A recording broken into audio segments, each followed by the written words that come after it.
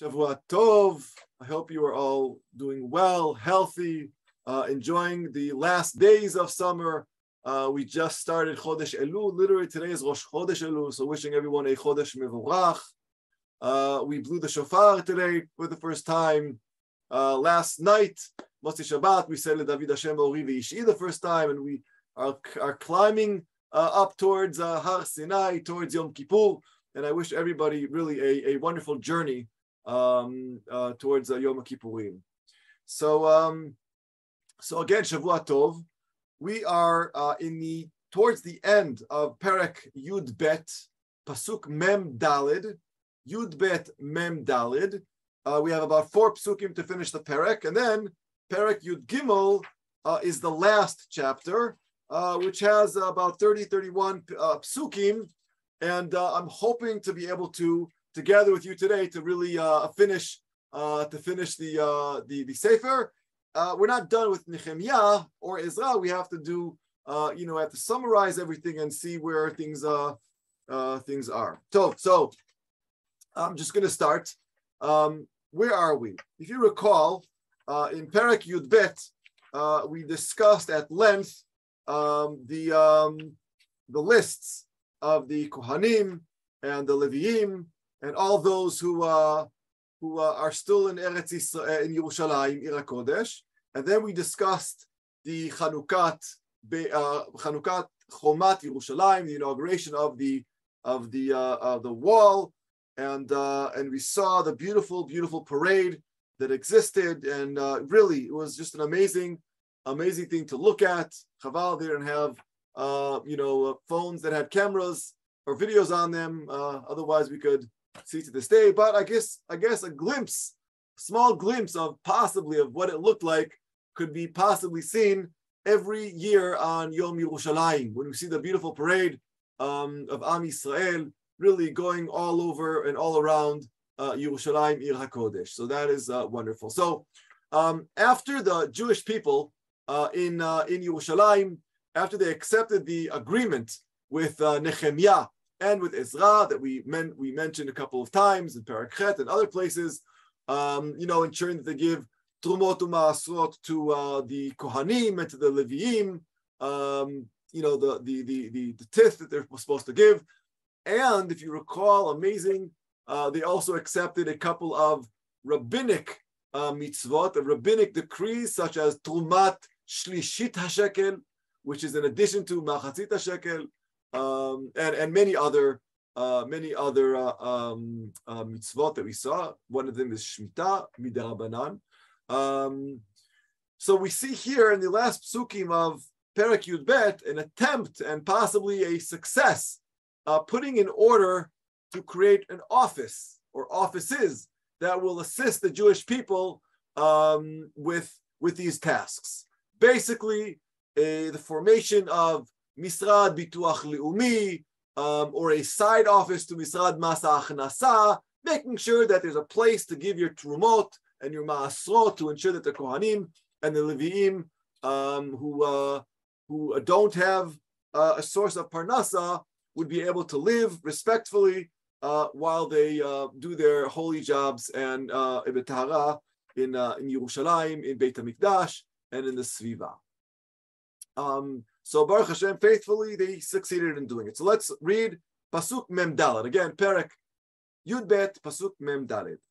Vayipakdu bayom hahu anashim al haneshachot laotzarot latrumot lareshit velama'asrot lichnos bahen lisdei ha'arim menaot haTorah lakohanim velalviim ki simchat Yehuda al hakohanim ve'al haleviim ha'omdim. Right at that time, people were put in charge of the storerooms where the contributions for the Beit HaMikdash were kept, including all the Trumot and Ma'asrot, the first grains, the first fruits, Bikurim, etc. All the mitzvot that we mentioned 2 prakim ago. These people were responsible for collecting from the farms near and various cities contributions for the Kohanim and the Leviim, which was deoraita that are explicitly in the Torah, plus the extra derabbanans that they accepted with the agreement that they did with Ezra and Nechemia. And everyone was pleased. The Kohanim were pleased, the Levim were pleased. It worked out very, very well. Pasuk Memhei. וישמרו משמרת אלוהיהם ומשמרת הטהרה והמשוררים והשוערים כמצוות דוד שלמה בנו, כי בימי דוד ואסף מקדם ראש המשוררים, ראשי המשוררים ושיר תהילה והודות לאלוהים.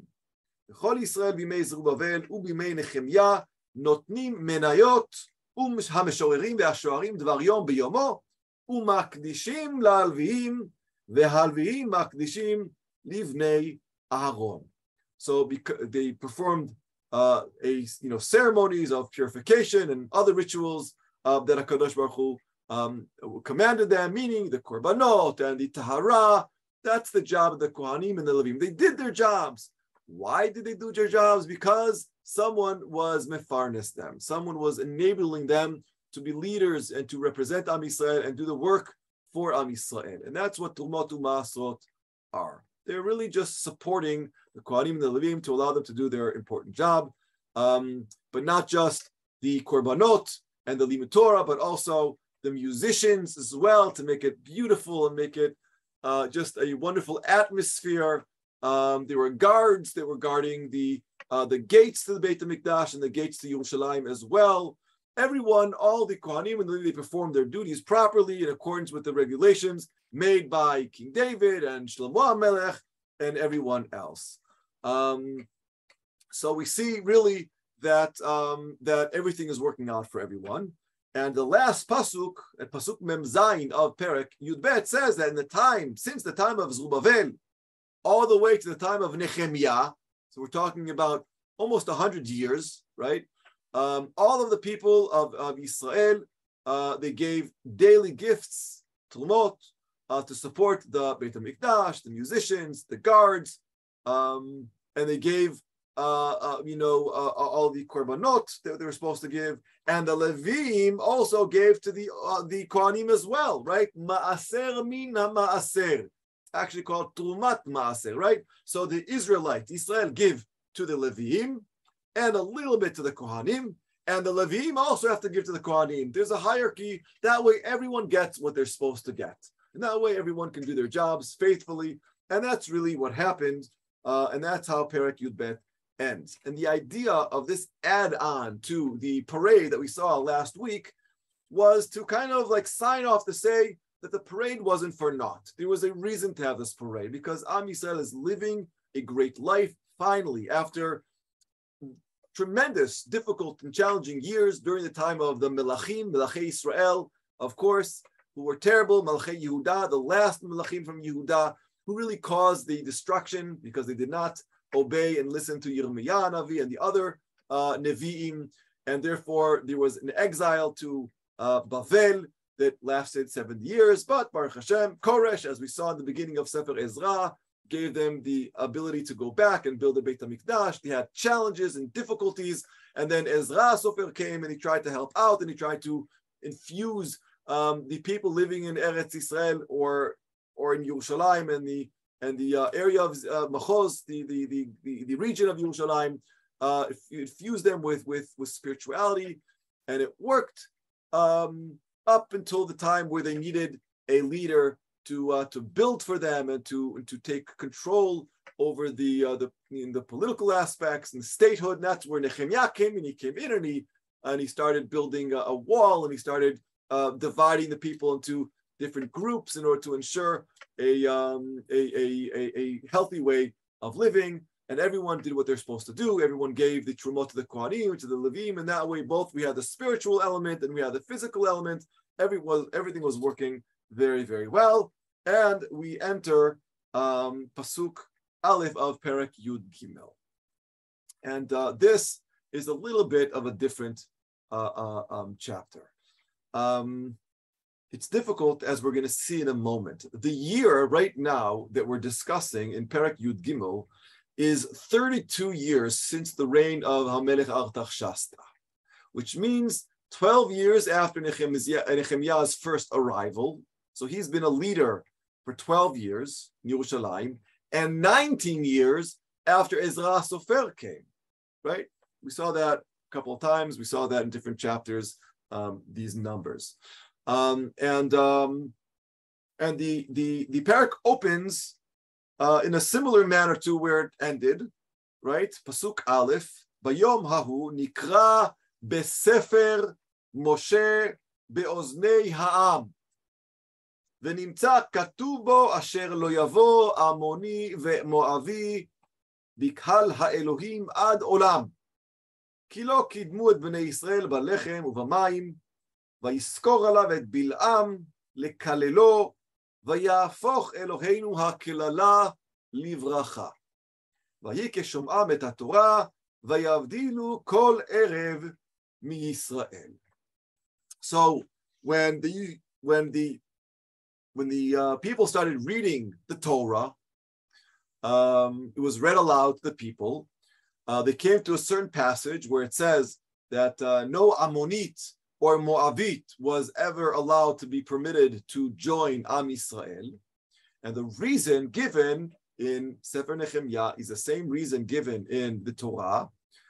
This was because the Ammonim and the Moavim did not give food and water to us, to our ancestors, to Am Yisrael, on their way out of Egypt, B'Yetziat Mitzrayim, after we ended the 40 years and we wanted to enter Eretz Yisrael. We needed a way in, and we asked them, and they said no, they did not want to help us. Instead of giving us water, even though we said we're going to even pay for it, no, they preferred to pay money to Bilam, to curse us, to curse Israel. But HaKadosh Baruch Hu turned the curse into blessings. So when the people heard these laws that they read in the Torah, they excluded and they expelled the foreigner wives from the community.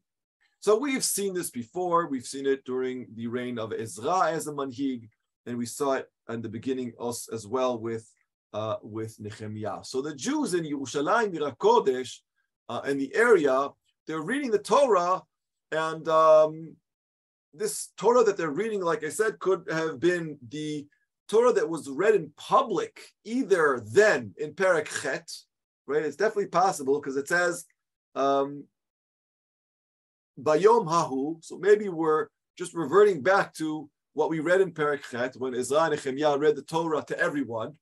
Or it could be, again, that this shows that the people did in fact start reading the Torah on Shabbat and on Mondays and on Thursday. You know, we know from the Gemara and other places that Ezra was one of the ones who established that, to make sure that not 3 days pass without reading the Torah. That's why we read on Shabbat, we read on a Monday, we read on a Thursday, and then on Shabbat again, to ensure that not 3 days, right? And the Gemara gives a reason because of Vayilchu derech sheloshet yamim. There shouldn't be 3 days.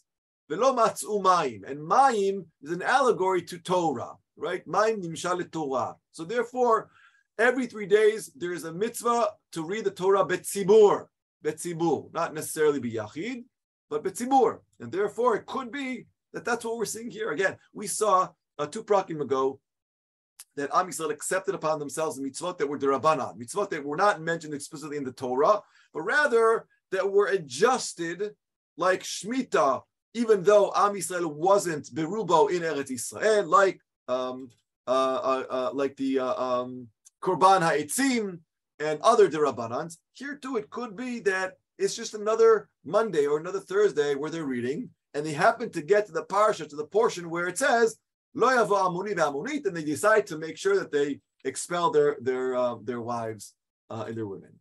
Let's not forget again who these Ammonim and Moabim are. Though David HaMelech is from Moab, so it's interesting how we just ended Perek Yud Bet with reminding ourselves about David HaMelech, and here we're saying we have to make sure that the Moabim don't intertwine and mingle into Am Yisrael. But the Dagesh is Moavi, the male form of Moab, and not the female, which was Ruth. So they were our historical enemies from the time of Yetziat Mitzrayim that I mentioned before. Not only did they not assist us in our travels into Eretz Yisrael, but they brought Bilam and to curse us, and HaKadosh Baruch Hu, thank God, reversed that. But also, if you remember, with Moab, they also seduced the Israeli men. with prostitutes until they started following them into Avodah Zarah as well. So immediately in Pasuk Gimel, Am Yisrael apply the Ketuvim that they just read, they apply the mitzvah to their actual lives, and they separate from all non-Jewish wives. That's the opening of our chapter. It presents really the ideal in the face of the harsh reality that will be described later in our chapter as we go forward. Because when we will see immediately that Nechemia needs to go away. See why he goes away. He has to go back to Persia. He has to go back to Shushan. And when he returns after a couple of years, after a year, it doesn't say, he returns to Yerushalayim after being absent from there, following the edict of the Persian king. And the second he comes to Eretz Yisrael, he sees scandal after scandal after scandal. Literally. So let's start, right? So let's just remind ourselves. Up until now, they're in a great place. There was a parade. The Beit HaMikdash is working perfectly. People are giving their Tromot and Ma'asot. They're committed to Torah and Mitzvot, not just D'oraita, but also some of the D'Rabbanans as well. They are expelling their foreign wives. We saw that from the first psukim of Perek Yud Gimel, and then all of a sudden we hit the fourth pasuk of Perek Yud Gimel. So let's read inside. Velifnei mizeh Eliashiv haKohen natun belishkat Beit Eloheinu karov letovia. ויעש לו לשכה גדולה, ושם היו לפנים נותנים את המנחה הלבונה והכלים ומעשר הדגן, התירוש והיצהר, מצוות הלווים והמשוררים והשוערים, ותרומת הכהנים. So the Kohen, he's the Kohen HaGadol, Eliashiv. We saw that in the lists that we mentioned previously. So the Kohen HaGadol, Eliashiv, who was in charge of the Beit HaMikdash, since he is the supreme high priest, the Kohen HaGadol, he's in charge of all the storerooms. He's in charge of all the offices in the Beit HaMikdash. I mean, he's the CEO of Beit HaMikdash, right? He had a long type of he had a long-term, he had a relationship with Tuvia. He's in a close relationship with Tuvia, probably a marriage relationship with Tuvia the Ammoni. Now, who is Tuvia Ammoni? We met him a couple of times. He's one of the leaders who opposed the Zionist enterprise of Ezra and Nechemia. And what does this Eliashiv person do? What does he do? He allows Tuvia to use. He gives him a large office bureau inside the Beit HaMikdash area. Offices for Tuvia's private use. Private use, right? He allows Tuvia to use a large room that was intended only for the storing of offerings and grains and incense and the equipment used for the Beit HaMikdash, the offerings of the Kohanim, and the Trumot U'Ma'asot to store it, the wine, the Shemen Zayit. The musicians stored their musical instruments in there. Maybe the guards put their maybe it was one of the armory or something. But what does Eliashiv do? He gives it over to Tuvia for Tuvia to use the Beit HaMikdash for his own personal use. Amazing. Tuvia has his own misrad, his own office. God only knows what he's going to do there inside the Beit Mikdash. Inside the Beit HaMikdash. And who gives it to him? The Kohen HaGadol. Unbelievable.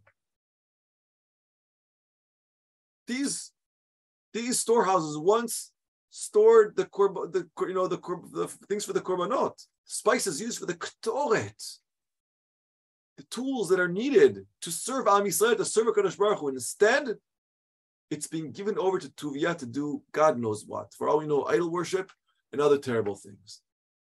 And this act, this decision that Eliashiv did, was made at the same time when Nechemia was absent from Yerushalayim. And that's exactly what the next pasuk says. Because otherwise, Eliashiv, HaKohen HaGadol, wouldn't have been able to do that. So Pasuk Vav, Uvechol Zeh, all of this that we just mentioned that Tuvia did, everything that happened, Vechol Zeh, Lo Hayiti v'Yerushalayim. Everything that happened during all this time, I wasn't in Yerushalayim. I wasn't there. I was absent. While this was going on, I was in Yerushalayim. Why? כי בשנת 32 לארתחשסתא מלך בבל, באתי אל המלך, ולקץ ימים נשאלתי מן המלך. He says, because on the 32nd year of Artaxshasta, after 12 years of my rule over the region of Yerushalayim, right? I was called back to the Melech Artaxshasta, the king of Paras, Persia. So I'd gone back to report to him. After some time, I received his, right? That's what he's saying. So let's explain. Where is he? Let's explain what's going on here. Nechemia must have gone back to Persia, probably called back by the king to give an update of what's going on. 12 years is a long time. Remember, he wanted to go in the first place because he wanted to take care of his home, right? That was the excuse he used to tell Artaxshasta, I need to take care of my home. It's also possible, and I think this is, a good possibility, it's also possible that pressure was exerted by the heads of the other regions, like Sanballat and Tuvia, in the areas around Yerushalayim, to return Nechemia because of his success. Nechemia succeeded where other Jewish leaders failed. What did he succeed? He succeeded in putting up a wall. He succeeded in reimbursing the economy. He succeeded in making sure that the Beit HaMikdash works properly. He succeeded in grouping the people so that they have a good high of morale, and the spiritual level is on a high. And there are guards. There's a miniature state, a miniature independence running in the region of Yerushalayim. And we saw Sanballat didn't like, Tuvia didn't like it. So it could be that his success will bother them. We also, if you recall the famous pasuk that I quoted a couple of times, that they just don't like when other people succeed. They just don't like when someone does something positive for Am Yisrael. Right? So mamash anti-Semitism. He comes to do something good for Am Yisrael, we hate him. Right?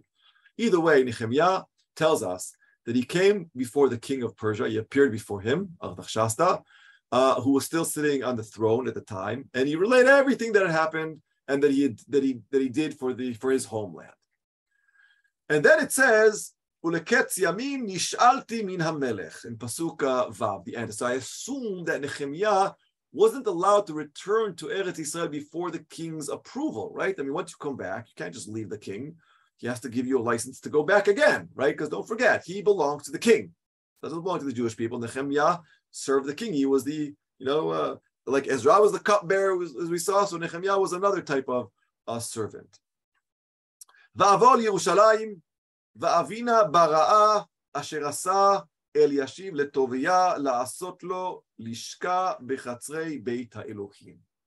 So Nechemia tells us that some time passed, and I guess Nechemia felt that he needs to go back to Yerushalayim. He's away for too long, and he asks permission from the king of Persia, from Artaxshasta, a second time to go to the land of Yehuda.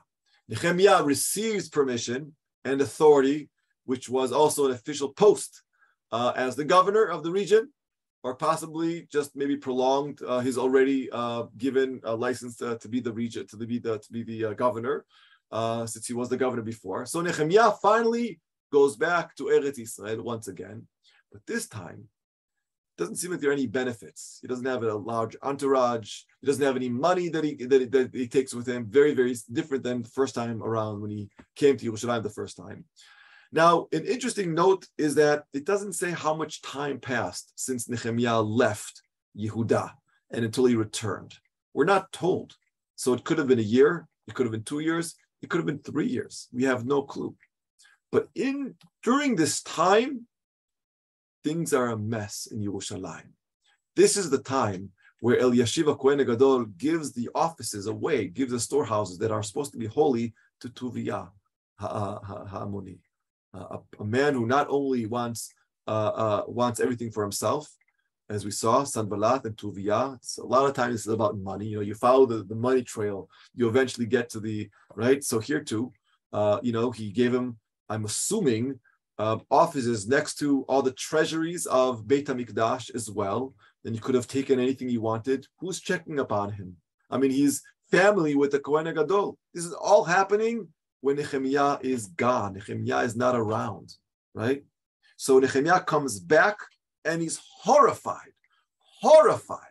Pasuk chet. Vayera li meod. Va'ashlicha et kol klei beit Tovia hachutz min halishka. Va'omra va'itaharu haleshakot. Va'ashiva sham klei beit ha'elohim et hamincha ve'halevona. He's horrified. So what does Nechemia do when he finds this? Upon his return, well, the absence of this authoritarian and charismatic leader, basically it freed the Jerusalemites. Yerushalmim could do anything they want. He's not there. He's gone. No one knows. No one. There's no din v'cheshbon here. The leader's not around. He's gone. So they can do anything they want. They can break the law and fulfill their desires. Nechemia comes back, does not hesitate. And he throws Tuvia out and all of his belongings out of the offices. He cleans it, he purifies it, and the whole area, and returns the offices to its proper use and traditional functioning. That's what he does.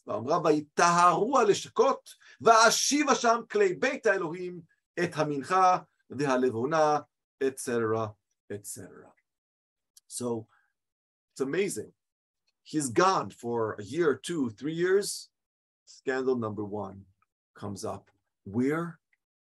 In the Beit HaMikdash, the holiest place to Am Yisrael. The first place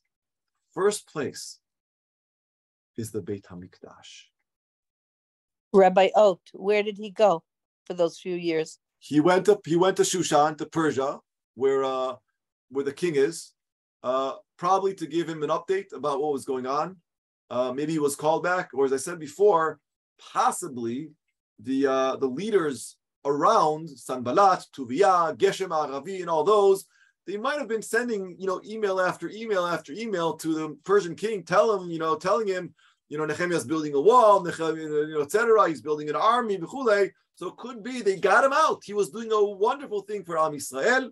He was literally transforming a group of people, Shavei Tzion, who didn't have a profession, who didn't have a spiritual element, and he transformed it together with Ezra into a great nation within a nation, right, within the Persian Empire. And they didn't like that. They wanted the money for themselves. We saw that in previous chapters. They wanted the region to themselves. They were used to controlling the area. They didn't want somebody coming in like Nechemia and building stuff for Am Yisrael. So they must have complained until finally, Melech Artaxerxes was mizamen him, said, "You got to come to me," and he wants a din v'cheshbon of what's going on. And once he arrives and goes to Persia, he can't leave and go back to Yerushalayim. He needs to get explicit approval. And that's why the psukim say that he goes to the king and says, "Look, I need to go back," and he gets the ishur to go back again. And when he finally gets and arrives, he sees terrible thing going on. So we see in his absence, and in the absence of a real leadership of Nechemia, now is not the time to summarize and to look at it. We're just learning the parak now, but we're going to see now 4 different scandals.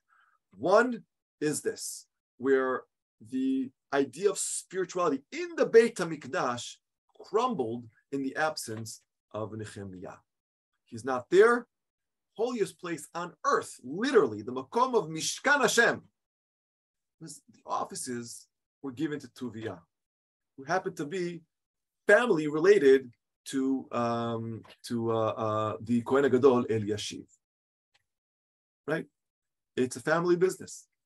Eliashiv, he gives over the areas probably next to the treasury, where all the money comes in for the Tumot U'Ma'asrot. Who knows what the Tuvia is doing in the offices? Why is he even there? Why is a non-Jew hold an office in the Beit HaMikdash area? Doesn't make sense. Well, it makes sense because Nechemia is not there. Eliashiv has all the power, and power corrupts. and then he shares the wealth with his family member through marriage with Tovia. So that's the first terrible thing that happens in his absence. So what does he do? He shuts him down, right? He kicks him out, throws him out, and he purifies the Beit HaMikdash. But that's not where the scandals end. Let's continue Pasuk Yud. Scandal number 2. Va'eidea ki menayot haleviim lo nitana. ויברחו איש לשדהו הלוויים והמשוררים עושי המלאכה. והריבה את הסגנים ואומרה מדוע נעזב בית האלוהים. ואקבצם ועמידם על עומדם. So, he also notices, after he kicks Tuvia out, he notices that the musicians and the Levim and the gatekeepers, they're all gone. They're not even around. Why? They're living outside of Yerushalayim. They're farmers all of a sudden. So it must have been that he was away for a couple of years. They were farmers. Why? Because the people weren't giving them the Trumot Ma'asrot. And the Levim and the Kohanim, they needed to support themselves. If they can't be supported in order to do the holy work in the Beit HaMikdash, then they can't. And they have no work. They won't be able to live. They won't be able to support themselves or their children. So they had to leave Yerushalayim and work as farmers, which is the exact opposite of what they're supposed to be doing. They're supposed to be doing holy work. And Am Yisrael are supposed to be supporting them, but not here. In the absence of Nechemia, look what happens when the leader leaves. Everything is upside down. Instead of them working in the Beit HaMikdash, they're outside of the Beit HaMikdash. Instead of Am Yisrael supporting them, they're supporting themselves. Terrible. פסוק י"ב, וכל יהודה הביאו מעשר הדגן והתירוש והיצהר לאוצרות. והאוצרה על אוצרות של שלמיה הכהן וצדוק הסופר ופדיה מן הלוויים ועל ידם חנן בן זכור בן מתניה, כי נאמנים נחשבו ועליהם לחלוק לאחריהם. So what happens is, what does he do when he sees that it's not just Tuvia using the offices for his own personal use in the Beit HaMikdash, and he sees what's going on with the Levim?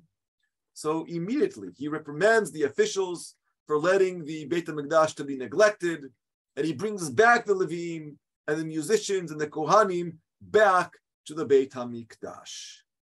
And then all of the people of Israel again, they start bringing back the Tumot U'Ma'asot to the storeroom. They bring everything back, the olive oils, the Shemen HaMishcha, the Shemen Zayit, in order for everything, the wines, etc. So we see that he's got to start all over again. He leaves, Am Yisrael flip, they flip. What's going on here? Comes back, he's got to purify everything again. So what does he do? In Pasuk Yud Gimel, he's memane, he appoints people to be in charge again of the storerooms. Shlemia, another priest, Tzadok, a scholar of the law, right? Hasofer, just like Ezra was a sofer, so he appoints an intellectual, somebody who knows Torah. The Levim, Hanan, the son of Zakur, etc., and other workers, and he brings them back. And he tells everybody that they have to remember that these things have to be done in order for us to live a spiritual life and to have order in our midst.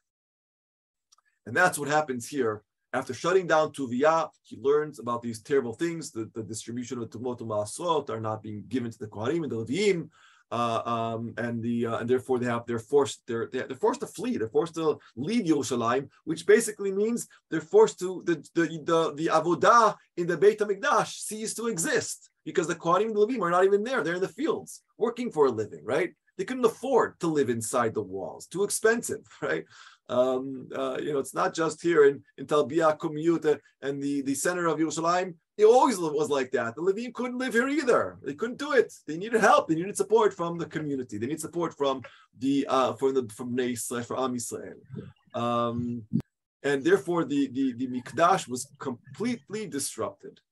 And Nechemia confronts the official in charge. He right away, he doesn't think, he just does. He's a doer. We said that he's a doer from the get-go. If you recall, after the first 3 days arriving from Shushan the first time around, he immediately went to work. he did it discreetly when he goes to see, when he goes around to see the Chomot Yerushalayim, right? You want to make a promotion with everybody, all the other officials in the region watching him. So that's what he does. He brings back the Levim, he brings back the Kohanim to renew the Trumot u'Ma'asrot, and he entrusts several Kohanim and Levim who are loyal to him to distribute the Trumot u'Ma'asrot, and he brings back the Seder Avodah. Scandal number 3. Okay, this is another terrible scandal. I say scandal just because they already agreed to all this, and now they're doing the exact opposite, right? So let's read Psukim Tet Vav, all the way to Pasuk Kaf Bet. בימים המה ראיתי ביהודה דוחים גיטות בשבת ומביאים הערימות ועומסים על החמורים ואף יין ענבים ותאנים וכל מסע ומביאים ירושלים ביום השבת. People of Yehuda are not resting on Shabbat. They're mechalel Shabbat. Ve'aid b'yom michram tzayid. What's going on is terrible. He sees people in Yehuda pressing juice from the grapes on Shabbat. That's an Isur Deoraita, dash. Others were loading grain and wine and figs and other things on their donkeys, taking them to Yerushalayim. The market was open. Chilul Shabbat. If you recall, that was one of the things that they accepted. Shabbat. Right? Terrible. He leaves just for a year, 2 or 3 years, everything flips around. The people of Yehuda do not rest. Trade is conducted in Yerushalayim just as on weekdays. And Nechemia finds Cholmim, vintners, I guess, vintners maybe, who tread wine, they pressed it on Shabbat, which is an Isur. Peasants who were transporting their grain with their donkeys and bringing fruits to the markets in Yerushalayim on Shabbat, and they sell their crops on Shabbat. Not only that, but it continues, Ve'atzorim yashvu ba mevi'im dag v'chol mecher, Pasuk Tet Zayin, u'mochrim b'Shabbat livnei Yehuda u'b'Yerushalayim. So merchants from Tzur, which is all the way up north, they hear about a great market open on Shabbat on Saturday in Yerushalayim.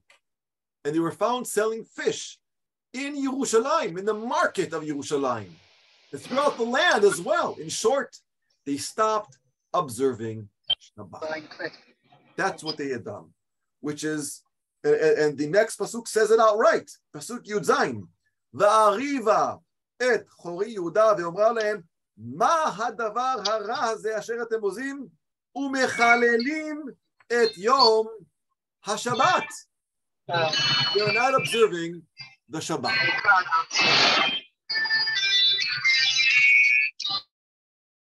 I muted everybody, I apologize. They're not observing Shabbat. What does Nechemia do about this? So my time has run out. I promised, we'll finish early because of Mincha. So I'll just summarize, and we won't finish this week. We'll have to finish next week. But what does Nechemia do? He basically closes the gates of Yerushalayim. He doesn't allow peddlers to enter. Oh, thank you so much. Oh,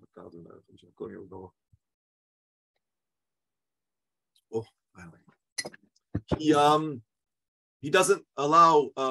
He closes the doors. He doesn't allow peddlers to enter Yerushalayim. He shuts it off because he needs to save Am Yisrael.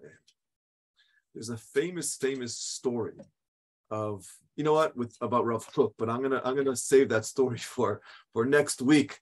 Really about this sugya. We didn't finish what he does on Shabbat, how he purifies, what does he do in order to stop the market on Shabbat. But we see that he's gone for a year or 2 or 3. We're not told how long. And in his absence, Am Yisrael, they flip. They start doing everything that they promised they won't do. They start doing, right? Starting from Chilul Beit HaMikdash, through not giving and supporting the Levim and the Kohanim, all the way to Chilul Shabbat, And there's a couple more scandals that exist in our perek that we will see Be'ezrat Hashem next week. So I apologize for stopping a little early today, but we do have to get to Mincha. It's still Rosh Chodesh. So I wish everybody Shavua Tov, Chodesh Mevurach, and hang in there. This is a crazy perek, one where we see the strength and might of Nechemia on the one hand. On the other hand, we also see the Am Kshe Oref. We see Am Yisrael. We see what happens to the Jewish people when it comes to kavod, put all the lights in the bag, to money, when it comes to their own personal desires, but more importantly, when there's a lack of good leadership, Am Yisrael suffers. Tov, so Be'ezrat Hashem, we will see you all Chodesh Tov next week.